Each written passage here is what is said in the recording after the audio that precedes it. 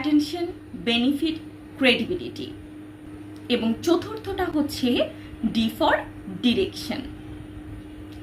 D for ডিরেকশনটা বলতে আমরা বেসিকলি বুঝাই যখন আমরা কোনো ট্রেনিং করাতে যাই, আজকে আমরা কিভাবে যাব, কোন আঙ্গিকে যাব, এই বিষয়গুলো যখন আপনি উপস্থাপনা করবেন তখন কিন্তু আপনার কাছে একটা লিস্ট থাকে, কোনটার পর কোনটা যাবে, কিভাবে যাবে, ইভেন এই প্রোগ্রামের কোথায় কি আছে, এই যে ডিরেকশন দেয়াটা, এইটা আপনি আপনার দর্শককে জানাবেন।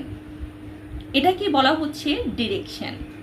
তার মানে যদি কেউ উপস্থাপক হতে চান বা খুব সহজে শর্টকাট টিপসের মাধ্যমে আপনার উপস্থাপনাটাকে আরও বেশি সুন্দর করতে চান, তাহলে অবশ্যই অ্যাটেনশন, বেনিফিট, ক্রেডিবিলিটি এবং ডিরেকশন, এই 4টা মেথড ফলো করে আপনার উপস্থাপনা করতে পারেন।